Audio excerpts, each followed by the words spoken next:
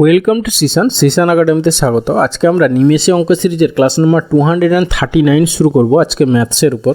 তোমরা যারা competitive exam preparation নিচ্ছ, বিশেষ করে আপকামিং মিসলেনিয়াস বা ক্লার্কশিপ বা স্টাফ সিলেকশন কমিশনের এক্সাম বা ওয়েস্টবেঙ্গল পুলিশ, কলকাতা পুলিশের এক্সাম, তাদেরকে বলবো অবশ্যই ভিডিওটা শেষ পর্যন্ত দেখো।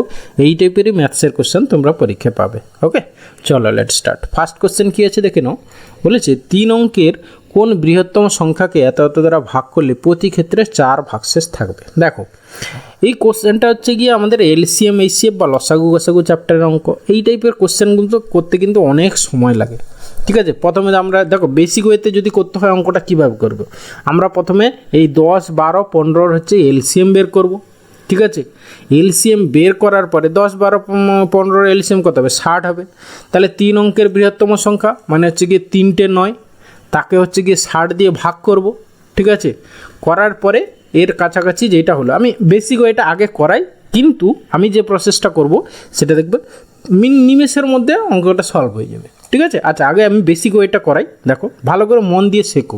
তুমি যদি শেখার ইচ্ছা হয় তাহলে ক্লাসটা শেষ পর্যন্ত কন্টিনিউ করো। ঠিক আছে, দেখো কোনো কিছু শিখে গেলে তোমাকে আর কেউ আটকাতে পারবে না। ওকে, দেখো তাহলে আমরা 60 হয়েছে এদের এলসিএম, তাহলে 60 দিয়ে একে আমরা ভাগ করছি। তাহলে 60 দিয়ে ভাগ করব, 60 একে 60, থাকছে হচ্ছে গিয়ে 39, 9 নামলো, 6 4 24, 6 5 30, 6 6 36, 6 7 42 হয়েছে। তাহলে 6 6 36, তাহলে 3 6 0, তাহলে থাকছে 9, আর এখানে হচ্ছে গিয়ে তোমার কত না, হচ্ছে গিয়ে 3। তাহলে হচ্ছে গিয়ে এখান থেকে 39 প্রথমে বাদ দিয়ে দেবো, আর প্রতি ক্ষেত্রে যেহেতু 4 ভাগশেষ, তাহলে আমাদের অ্যান্সার কত হবে না 999 থেকে প্রথমে 39 বাদ দিয়ে দেবো, যা হবে তার সঙ্গে আমরা 4 অ্যাড করে দেবো।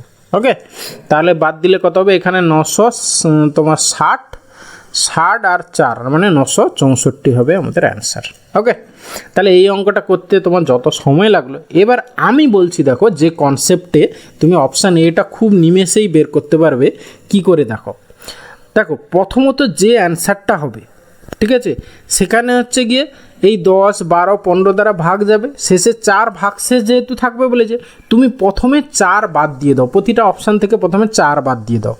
পরে বাদ দিয়ে দেওয়ার পরে ইউনিট ডিজিটটা ভাবো। হ্যাঁ, ইউনিট ডিজিটটা কি, যে 4 বাদ দিয়ে দেওয়ার পরে যে সংখ্যাটা আসবে সেটা তো 10 দ্বারা ভাগ যেতেই হবে, 10, 12, 15 দ্বারা ভাগ যেতেই হবে। 10 দ্বারা ভাগ যাবে কখন? যদি ইউনিট ডিজিট 0 হয়। দেখো এইখান থেকে যখন 4 বাদ দেবো তখন তো আর ইউনিট ডিজিট 0 হবে না, তাহলে এইটা অপশান অ্যান্সার হতেই পারে না। এখানেও তখন 4 বাদ দেবো, সেটাও দেখো 8 আসবে ইউনিট ডিজিট, সেটা তো 10 দ্বারা ভাগ যাবে না, তাহলে অপশান সিও বাদ চলে গেল। এবার দেখো যে নাম্বারটা বলেছে 3 অঙ্কের বৃহত্তম সংখ্যা বলেছে, মানে কি 999 এর কাছাকাছি হবে অ্যান্সার, তাহলে পড়ে থাকলো অপশান এ, বা সেটাই অ্যান্সার। ওকে, এই হচ্ছে কনসেপ্ট। ঠিক আছে, এইভাবে তোমাকে খুব নিমেষের মধ্যে এটা সলভ করতে হবে। ঠিক আছে, আমি যে লজিক বললাম সেইটা যদি তোমার তুমি বুঝতে পারো, তাহলে কিন্তু বেশিক্ষণে 5 সেকেন্ড 10 সেকেন্ডের মধ্যে কিন্তু কোশ্চেনটা সলভ হয়ে যাবে। ওকে, এরপরে আসি কোশ্চেন নাম্বার 2। কী বলেছে দেখো, বলেছে 10 বছর আগে দুজন ব্যক্তির বয়সের অনুপাত ছিল 1:3 এবং 5 বছর পর হবে 2:3, তাদের বর্তমান বয়সের অনুপাত কত? তাহলে যে কোনো একটা ধরে নিতে হবে। 10 বছর আগে দুজনের বয়সের অনুপাত ছিল এত, তাহলে দুজনের বয়সের অনুপাত মানে বয়স কত কত ছিল সেটা ধরে নাও। 10 বছর আগে একজনের ছিল x আর একজনের হচ্ছে গিয়ে 3x ছিল। এবার 5 বছর পর, তাহলে 10 বছর আগে থেকে 5 বছর পর মানে অ্যাকচুয়ালি 15 বছর পরে যে রেশিওটা দাঁড়াবে, তাহলে x + 15, 3x + 15, সেইটা কত দাঁড়াবে না হচ্ছে গিয়ে 2/3। তাহলে এখান থেকে আমাদের এক্সের ভ্যালুটা বের করে নিতে হবে। তাহলে 10 বছর আগে তাদের বয়স কত ছিল সেইটা আমরা পেয়ে যাব। ঠিক আছে, তাহলে এখানে দেখো তোমার 3x আর এখানে 6x, মানে আলটিমেটলি তোমার হচ্ছে গিয়ে 3x = এখানেও 15 আবার এখানেও 15, তাহলে এই দুটোর বাদ দিয়ে দাও, 2 আর 3 থেকে 1, তাহলে আলটিমেটলি এখানে হচ্ছে 15। তাহলে এক্সের ভ্যালু হয়ে গেল 3, 5 এ 15। এক্সের ভ্যালু যদি 5 হয়, ঠিক আছে, তাহলে এক্সের একজনের 10 বছর আগে একজনের বয়স ছিল 5, আর একজনের বয়স ছিল কত? 5 3 15। এবার বলেছে তাদের বর্তমান বয়স 10 বছর আগে ছিল, তাহলে এর সঙ্গেও তুমি 10 যোগ করে দাও, এর সঙ্গেও 10 যোগ করো, করে যাওয়া হবে সেটাই হচ্ছে গিয়ে অ্যান্সার, বর্তমান বয়সের অনুপাত। তাহলে এখানে হচ্ছে গিয়ে 15 আর এটা হচ্ছে গিয়ে 25, 5-এ কাটাকাটি করো, 5 3 15, 5 5 25, তাহলে 3:5 মানে অপশান বি অ্যান্সার। ওকে, এরপরে আসি কোশ্চেন নাম্বার 3। কী বলেছে দেখো, এটা হচ্ছে গিয়ে তোমার সেই ছোটোবেলায় আমরা করতাম, ঠিক আছে। এখানে বডমাস রুল অনুসারে আমাদের কি প্রথমে ব্র্যাকেটের কাজ, ব্র্যাকেটের মধ্যে আমরা কি সরল রেখা বন্ধনী, তারপর ফার্স্ট ব্র্যাকেট, তারপর সেকেন্ড ব্র্যাকেট, তারপর থার্ড ব্র্যাকেটের কাজ আছে, ঠিক আছে। তাহলে আমরা প্রথমে মানে রেখা বন্ধনীর কাজ হবে, প্রথমে এইটুকু করব, এইটার ভ্যালু কত হবে না 0 হয়ে গেল। তারপরে দেখো ফার্স্ট ব্র্যাকেটের কাজ, তাহলে এইটুকু করব, ঠিক আছে, এই ফার্স্ট ব্র্যাকেট, তাহলে 1 - 0, তাহলে দাঁড়ালো 1। এরপরে দেখো সেকেন্ড ব্র্যাকেটের কাজ করব, মানে এইখান থেকে এইখান পর্যন্ত, তাহলে 1 - 1 মানে সেইটা 0 হয়ে যাবে। এবারে থার্ড ব্র্যাকেটের কাজ করব, এইখান থেকে দেখো এই থার্ড ব্র্যাকেট অবধি, তাহলে 1 - 0 সেটা 1 দাঁড়াবে, আর এখানে বাইরে 1 ছিল, তাহলে 1 - 1 মানে 0 হবে অ্যান্সার, অপশান এ অ্যান্সার। ওকে, কারণ এইটাকে যদি তুমি বারবার লিখে লিখে করতে যাও অনেক সময় চলে যাবে, সেই জন্য একটু মাথাটা ঠান্ডা করে এইভাবে করবে, দেখবে অনেক তাড়াতাড়ি হয়ে যাবে। ওকে, এরপরে আসি কোশ্চেন নাম্বার 4। দেখো পরীক্ষা হলে মেন মাথা ঠান্ডা রাখতে পারে কে, তার সেটাই হচ্ছে পরীক্ষা নেওয়া। অ্যাকচুয়ালি দেখো এই যে ধরো পরীক্ষা কম্পিটিটিভ পরীক্ষা নেওয়া হয়, ঠিক আছে, এইসবের কিন্তু তুমি সার্ভিস ক্ষেত্রে গিয়ে এইসবের কোনো অ্যাপ্লিকেশান নেই। মানে তোমাকে দেখতে চাইছে যে তুমি মানে একটা টাফ সিচুয়েশানে বা হচ্ছে গিয়ে খুব কম সময়ে কি করে তুমি এই ক্লুগুলো ধরে তুমি সলভ করতে পারো, সেটাই হচ্ছে কি। ধরো তুমি কোনো একটা মানে ইনভেস্টিগেটিং অফিসার হলে, ঠিক আছে, হ্যাঁ, তাহলে কি করে ওই যে সমস্ত ক্লু তোমার আশেপাশে নজরে আসছে বা কারোর কেউ বলছে, হ্যাঁ, সেই সব ক্লু থেকেই তুমি কিভাবে ওর সলিউশনটা বের করবে সেটা কতটা পারো, সেইগুলো দেখার জন্যই কিন্তু কম্পিটিটিভ এক্সামের এই এমসিকিউ প্রসেস, ঠিক আছে। এর কিন্তু অনেক মানে গূঢ় রহস্য আছে, কিন্তু এমনি এমনি কিন্তু এইভাবে পরীক্ষাটা নেওয়া হয় না, ঠিক আছে। কারণ কি এই গড়ের অঙ্কও তোমার সার্ভিসের ক্ষেত্রে কোনো কাজে লাগবে না, বা হচ্ছে কি পার্সেন্টেজের অঙ্কও কোনো কাজে লাগবে না, তাহলে এইগুলো নেওয়ার উদ্দেশ্য কি সেইগুলোও ভাবতে হবে, ঠিক আছে। ওই জন্য আর হচ্ছে গিয়ে টাফ সিচুয়েশানে তোমাকে মাথা ঠান্ডা রাখতে পারো, কে কত মাথা ঠান্ডা রাখতে পারে সেইটারও একটা এই মানে পরীক্ষা হয়ে যায় এখানে, ঠিক আছে। সেই জন্য মাথা ঠান্ডা রেখে হচ্ছে পরীক্ষা হলে অঙ্ক করতে হবে, ঠিক আছে। তাড়াহুড়ো করলে হবে না, ভুল হয়ে যাবে, ঠিক আছে। আবার খুব স্মার্টলি কম সময়ে তোমাকে সলভ করতে হবে, সেই জন্য মাথা ঠান্ডা রাখা দরকার, ঠিক আছে। আর সব কিছু নলেজ থাকা দরকার, ঠিক আছে। ওই জন্য সবাই দেখবে লাখ লাখ ছেলে পরীক্ষা দিচ্ছে, তার মধ্যে কিছুজন পাচ্ছে, এগুলোও ব্যাপার আছে, ঠিক আছে। যাই হোক, চলো দেখো কোশ্চেন নম্বর 4 কী বলেছে। বলেছে 100টি সংখ্যার গড় হিসেব করে এলো 40, কিন্তু পরে দেখা গেলো 52 এর পরিবর্তে 82 নেওয়া হয়েছে। তাহলে কি অ্যাকচুয়ালি বেশি নেওয়া হয়েছে, ঠিক আছে।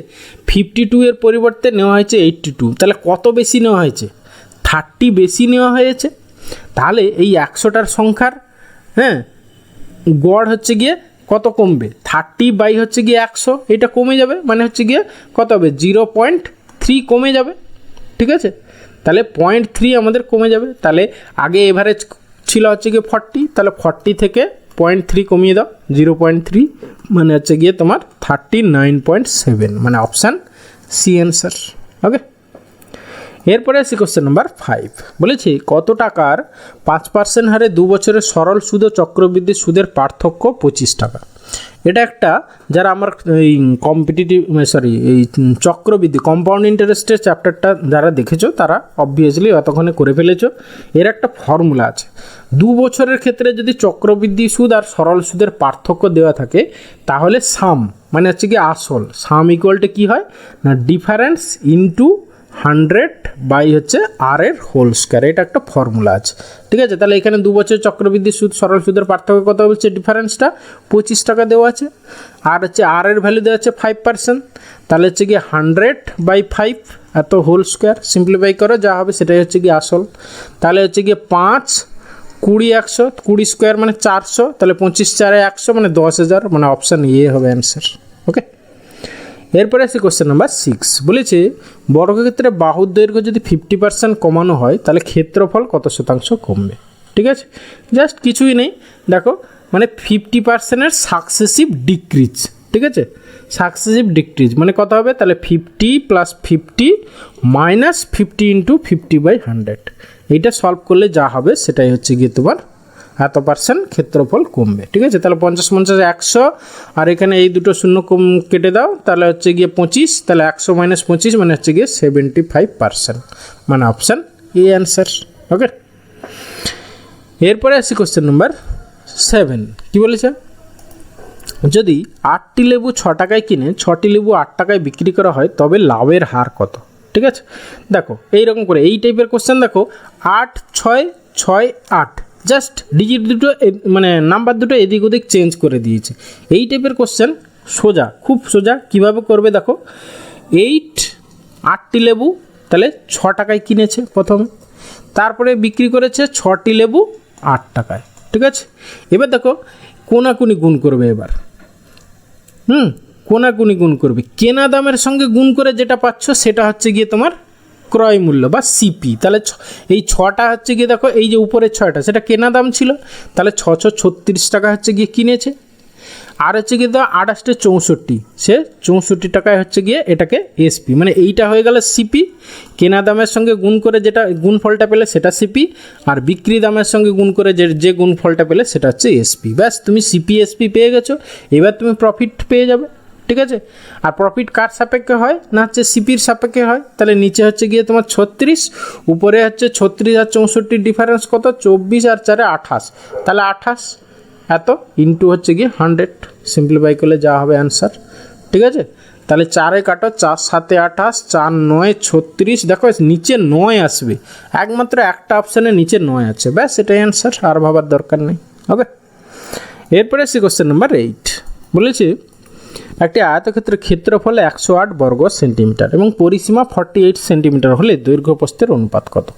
দেখো আয়তক্ষেত্রের ক্ষেত্রফল যদি দৈর্ঘ্য আর প্রস্থ হয়, তাহলে দৈর্ঘ্য ইন্টু প্রস্থ, মানে এক্স আর ইন্টু ওয়াই। এক্স যদি দৈর্ঘ্য হয় আর প্রস্থ যদি ওয়াই হয়, তাহলে এক্স ইন্টু ওয়াই দেওয়া আছে কত আমাদের 108। আর হচ্ছে গিয়ে পরিসীমার ফর্মুলা কি, 2 × x + y, 2 × x + y হচ্ছে গিয়ে পরিসীমার ফর্মুলা। তাহলে এই 48কে 2 দিয়ে ভাগ করে দাও, তাহলে তুমি দেখো এক্স + ওয়াই = পেয়ে যাবে কত না, হচ্ছে গিয়ে 24 হয়ে গেল। তাহলে এমন দুটো নাম্বার ভাবো যাদের গুণফল 108 আর হচ্ছে যোগফল হচ্ছে 24। ঠিক আছে, তুমি 108কে একটু ফ্যাক্টর করে নাও, যদি না মানে মুখে মুখে করতে পারো। কিভাবে করবে দেখো, 108কে তুমি ফ্যাক্টর করে নাও। ধরো 9 যদি আমরা বা 2-এ ছোটো ছোটো করে দিতে পারো। ঠিক আছে, তাহলে 3-এ দিচ্ছি, 3 3-এ 9, 3 6 18, না হচ্ছে না এখনও। তারপরে হচ্ছে গিয়ে ধরো আবার ধরো 2-এ দাও, 18 2-এ 36। এবারে দেখো এই 18 একটা, আর এদিকে যদি তুমি 6 ভাবো, 18 আর 6 গুণ করলে দেখো 108 হচ্ছে, আবার যোগ করলে দেখো 8 6 14 24 হচ্ছে। তাহলে এই দুটো হয়ে গেল দুটো নম্বর। তাহলে দৈর্ঘ্যটা যেহেতু বড় হবে, তাহলে দৈর্ঘ্যটা হবে গিয়ে 18 আর প্রস্থটা হবে গিয়ে 6, তাদের রেশিও চেয়েছে, তাহলে 18:6 মানে হচ্ছে গিয়ে 3:1 হবে আনসার, মানে অপশান বি অ্যান্সার। ওকে, এরপরে আসি কোশ্চেন নাম্বার 9। দেখো কী বলেছে, এক ব্যক্তি ট্যাক্সিতে 55 km/h বেগে কোনো স্থানে গিয়ে 66 km/h বেগে ফিরে আসে, তাহলে যাতায়াতের গড় গতিবেগ কত? জাস্ট এটা একটা ফর্মুলা আছে, কি না হচ্ছে 2xy বাই হচ্ছে x + y। ঠিক আছে, তাহলে কত হবে 2 × 55 × 66 বাই হচ্ছে গিয়ে 55 আর 66 এর যোগফল কত, 121, 121। 121 হচ্ছে 11 স্কোয়ার, একটা 11 দিয়ে একে 6 করে দাও, আর একটা 11 দিয়ে একে হচ্ছে 5 করে দাও। ঠিক আছে, তাহলে হচ্ছে গিয়ে তাহলে 5 দিয়ে 10 6 60, তাহলে 60 km/h হচ্ছে গিয়ে তোমার এভারেজ স্পিড, মানে অপশান ডি অ্যান্সার। ওকে, এরপরে আসি question number 10 and final question. খুব ভালো কোশ্চেন, দেখো হ্যাঁ, পাইপ সিস্টেমের কোশ্চেন। দেখো এখানে কি বলছে, একটি খালি চৌবাচ্চা পি এবং কিউ নল দ্বারা যথাক্রমে 12 মিনিট এবং 10 মিনিটে পূর্ণ হয়। এবার পূর্ণ চৌবাচ্চা আর নল দিয়ে 15 মিনিটে খালি হয়। চৌবাচ্চাটি খালি অবস্থায় 3টি নলই খুলে দেওয়া হলো। চৌবাচ্চাটি ভর্তি হওয়ার 17 মিনিট আগে কিউ নলটা এবং 9 মিনিট আগে আর নলটা বন্ধ করা হলো। কত মিনিটে চৌবাচ্চাটি পূর্ণ হবে? এবারে দেখো একটা খেয়াল করো, কোন নলটা সারাক্ষণ চলেছে। দেখো এখানে কিউটা 17 মিনিট আগে বন্ধ করে দিয়েছে, আরটা আবার 9 মিনিট আগে বন্ধ করে দিয়েছে, তাহলে পড়ে থাকছে পি। পিটা হচ্ছে পুরো প্রথম থেকে শেষ অবধি খোলা ছিল, ঠিক আছে। তাহলে আমরা ধরে নিই তাহলে কত মিনিটে চৌবাচ্চাটা পূর্ণ হবে, তাহলে পি নলটা হচ্ছে গিয়ে সারাক্ষণ কাজ করেছে, তাহলে ধরে নিই এক্স মিনিটে চৌবাচ্চাটা পূর্ণ হবে, ঠিক আছে। তাহলে পি নলটা হচ্ছে এক্স মিনিট চলেছে, তাহলে সে এক্স মিনিটে কতটা জল ফিল আপ করেছে, দেখো 1 মিনিটে সে 1/12 অংশ করে জল ফিল আপ করে, ঠিক আছে। তাহলে সে করেছে x/12 এত অংশ জল ফিল আপ করেছে, প্লাস এবারে দেখো কিউ নলটা হচ্ছে 17 মিনিট আগে বন্ধ করে দেওয়া হয়েছে, ঠিক আছে। তাহলে সে হচ্ছে x - 17 মিনিট কাজ করেছে, ঠিক আছে। তাহলে সে কত অংশ করেছে, এত/10। তাহলে এ ভরে, এটা হচ্ছে পি ভরলো এতটা জল, কিউ ভরলো এতটা জল, ঠিক আছে। সেখান থেকে আর নলটা হচ্ছে গিয়ে খালি করে, তাহলে মাইনাস, হ্যাঁ, বা এই দুটোর যোগফল ইকুয়াল টু ওইটা হয়ে যাবে, হ্যাঁ। তাহলে এখান থেকে বা মাইনাস করে দাও, সব থেকে ভালো, হ্যাঁ, কনসেপ্টের জন্য।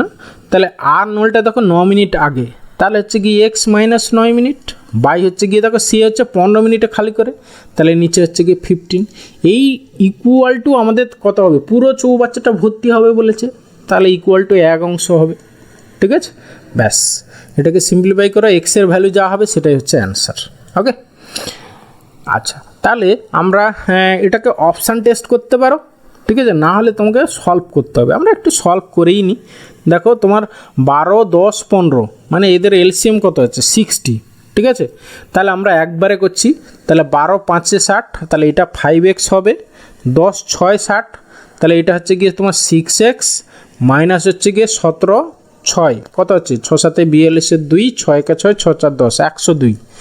আর মাইনাসে মানে এটা মাইনাস হবে, 15 × 4 = 60, 4x, আর মাইনাসে মাইনাসে প্লাস 9 × 4 = 36।